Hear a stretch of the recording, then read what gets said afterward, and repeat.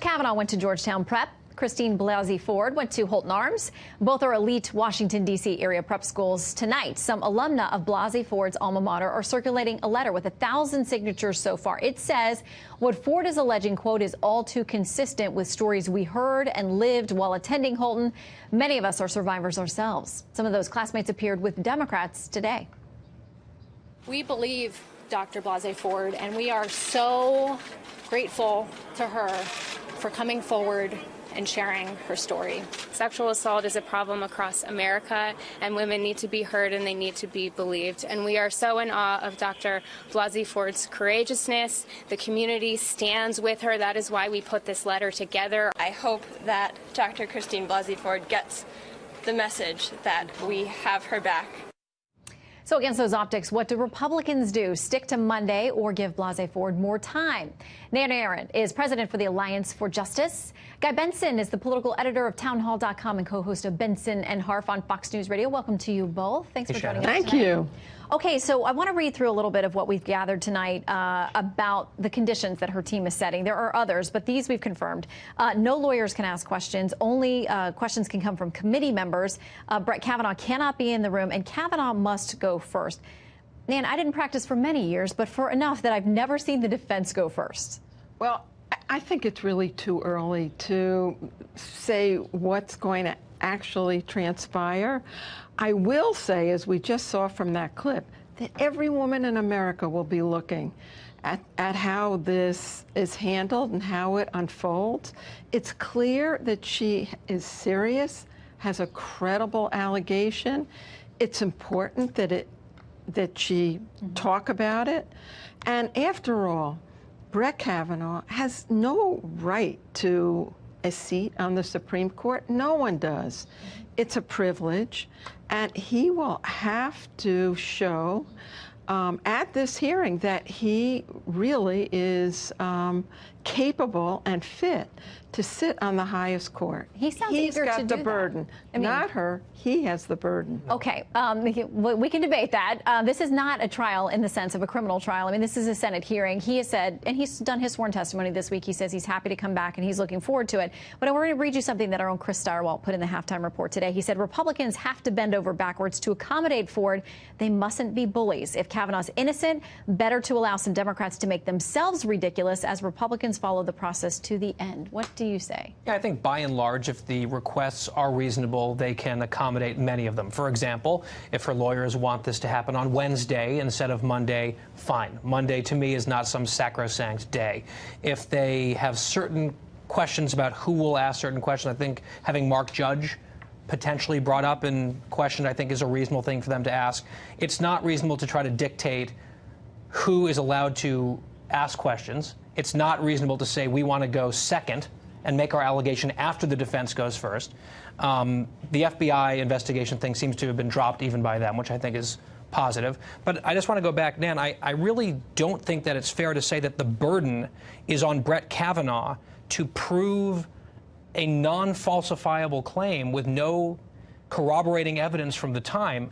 Anyone can hurl an allegation. I think it's a serious allegation. I have no idea if she's telling the truth or not, and neither do you. None of us know. I think it's a dangerous standard to say that the accused has the burden of proof to disprove their guilt, because how could he do that to your satisfaction? Yeah, and let me read something that David French wrote to that point on National Review Online. He says, Ford's team has behaved as if she doesn't have to prove her case, and as if the very request that she do so is itself fundamentally oppressive. She submitted her unsworn claim and then immediately gone into a defensive crouch, with allies such as New York Senator Kirsten Gillibrand even claiming that having her testify at a Senate hearing would somehow silence her. Nan? Oh, first of all, she does have a very credible claim. And it's clear that she's been living with this, haunted by it, for most of her life. There's evidence to that effect. Her husband's talked about it. She talked about it in therapy. This is very real. She will, if this goes ahead, present her case, and I'm sure she'll present it well. It's Brett Kavanaugh who has to show the American people, and it's the Senate that's going to be put to the test as to whether or not What does he have It to show? can fulfill its advice and consent responsibility. You know, it's interesting. This, just from the very beginning of this nomination, Republicans have railroaded Brett Kavanaugh through the Senate, and their mission here, well, it's easy to say. Well, if you look they've at strict withheld facts, documents. The facts, though, the timeline is very much the same as what we saw for several other recent justices: Gorsuch, Kavanaugh, Kagan, excuse me, and Sotomayor. Much more time at the White House, federal government. And after all, what did this administration do? Withheld 100,000 pages of documents based on executive privilege, just like Donald Trump's taxes. It withheld 93% of Brett Kavanaugh's record. Well, no, it hid them from the public. That includes a lot of documents that he did not write, right? So that's not really his record. No, these were emails, memos. But if his name was on the email, they wanted to see it. I mean, that was part of it. I want to play something else that Senator Mazie Hirono said today about this. This is not fair. I'm counting on the members of the press to point out that this is a fast track. They are totally intent on getting Judge Kavanaugh onto the Supreme Court, come hell or high water. And, Guy, that's to Nan's point. Well, Hirono also talked about defeating Kavanaugh and holding the seat open for 2 years, which is sort of giving away the game of what some of the intentions seem to be here. This is not an unfair process. The president won the election, nominated this man. It's been, as you said, a similar time horizon to similarly situated nominees in recent history. And you know, I'm sorry, it must be said, Dianne Feinstein, the ranking member of that committee on the Democratic side, had this information for almost 2 months and sat on it, and then it just happens to leak out after the hearings and the week before the vote. I mean, and as we've said, that tends to do a disservice to the accuser as well, because now people immediately question this when they see it coming out as time. It's unfair to Dr. Ford. So we got to leave it there. But I hope you'll both come back, because I have a feeling this is not over in the next 24 to 48 hours. Nan and Guy, thank you both very much. Thank you. Sure. All right, joining us right now from Palm City down in Florida, Dan Bongino, former New York City police officer, former Secret Service agent. He's got the Dan Bongino Show and the author of the upcoming book, Spy Gig. Good morning. Good morning. Dan. Good to be here. Hey. Gosh, I'm up in New York, my old hometown. That's right. Good to have you. So, all eyes on Washington, D.C. Is there going to be a hearing on Monday? Mr. Kavanaugh says he's ready to come, but Dr. Ford's attorney said yesterday Monday is out of the question. And then she has put out a number of requirements or negotiating points where they would like to see security, certain things met if she's going to show up. Listen, I think it's obvious these are serious charges that need to be taken seriously, and I actually appreciate what Senator Grassley's been doing to take them seriously. The problem I have with this, Steve, is when you look at what the obstacles they're putting in the way to Ms. Ford's testimony, it becomes clear this now is an obstruction tactic. And there are two things. Number one, this new demand that Mr. Kavanaugh, Judge Kavanaugh, go first is absurd. How is he supposed to count? He's being accused of a very serious thing here. This isn't a joke. How is he going to go first? He has to hear what the charges are. This is a demand that is clearly not workable, and it's being put there because I think they know nobody will agree to that. So they'll say, no, we can't do it, and then she'll say, well, then exactly. I'm not coming. And look, I tried. No, you didn't try. Judge Kavanaugh cannot possibly go first. He's being accused. Secondly, although they've backed away from this, the FBI demand for an investigation is outrageous. I did backgrounds with the Secret Service for the federal government. I did them. No one's going to tell me how they work. They are not. I cannot be clearer on this. And the Democrats know this. They are not criminal backgrounds. They are criminal history backgrounds. There's a difference. In other words, it's a character background. I want to make sure, Ed, if you were applying to be a Secret Service agent or a judge, you haven't been arrested.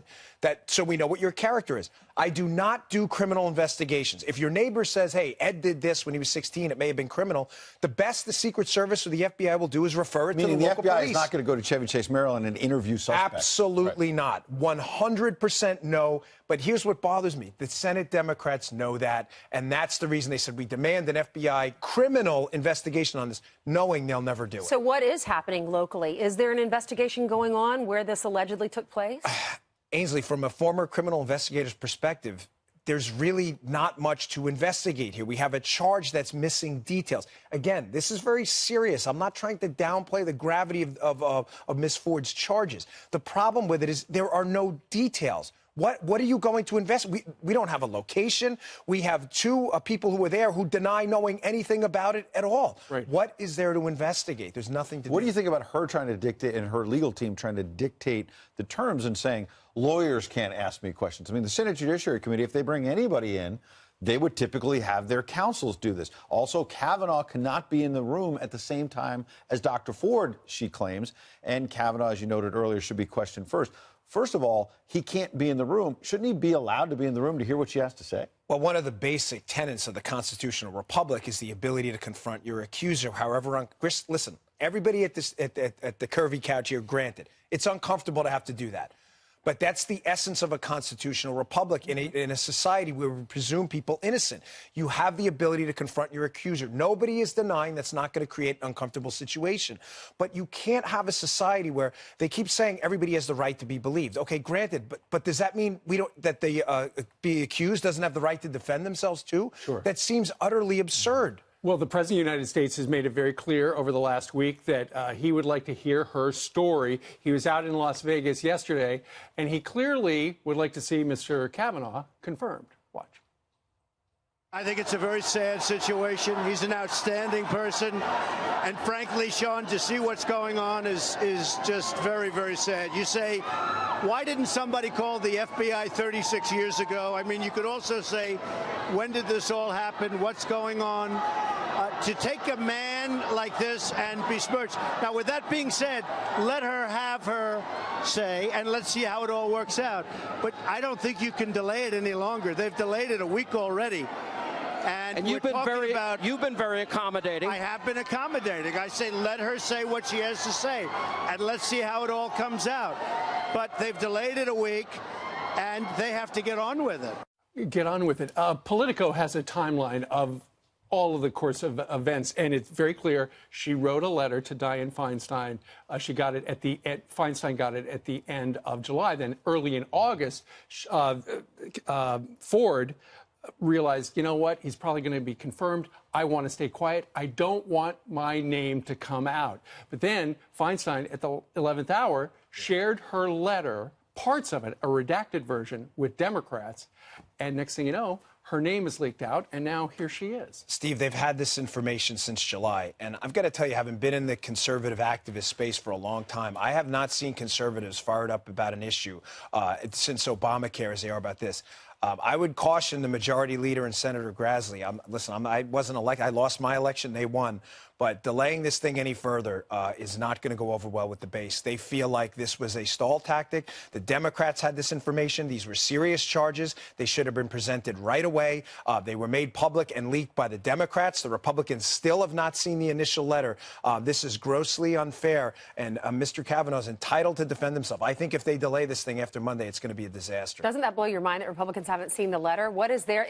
They are asking for the unredacted version. Why wouldn't they hand that over? We already know her name. Ainsley, we already know her claims. It is the simplest of requests. Can we please just see the letter so that we can put together What's in the letter that they don't want Republicans to see? That's the great mystery. Senator Feinstein, unfortunately, has a history of doing some of these underhanded tactics, and they had the letter for a long time. Right. And she's already spoken to the Washington Post, too. Well, and according to Politico, she hasn't even shown the Democrats who wanted to see it. So there's something aside from her name in there that it appears she does not want. Well, this is why I'm telling you they're creating a bunch of insurmountable obstacles so that they delay this interminably.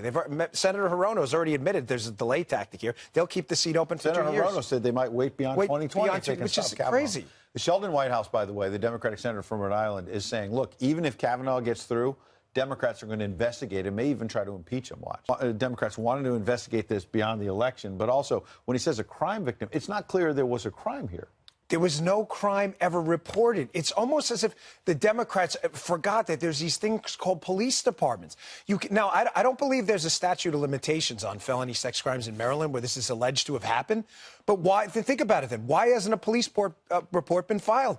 These are serious questions. These are serious charges. There's a police department available to do this now. But you asked me how long would the investigation take if they did one? A day or two. There's nothing to do. There's no forensic evidence at the scene. There's not even a scene. There's a couple of interviews to be held. Both people who were there deny it even happened. Nobody knows what house it was. No, and then you see people like Joy Behar throwing out nonsense stuff like, oh, he should take a lie detector. There's no such thing as a lie detector. There's a polygraph. Nothing detects lies. You want him to take a polygraph test for what? He doesn't even, he says he wasn't even at the party. And if there was a crime, why didn't Senator Feinstein give this letter in July? If she wanted to keep the name confidential, give it to the FBI and or the police and say, maybe this should be investigated. Listen, Keep her at this confidential. point, there's only three scenarios. It happened, but it wasn't Kavanaugh. It happened and it was Kavanaugh, or it didn't happen at all. It's only one of those three things. And the man is entitled to defend himself. And if this didn't happen, you have to ask yourself, how many lives are they going to destroy for this? This is really unbelievable. Well, he says he would be there on Monday, but her attorney says that's too soon. So let's find out what happens today, because every day, something new. Sure Thanks, is. Dan. Thanks, Dan.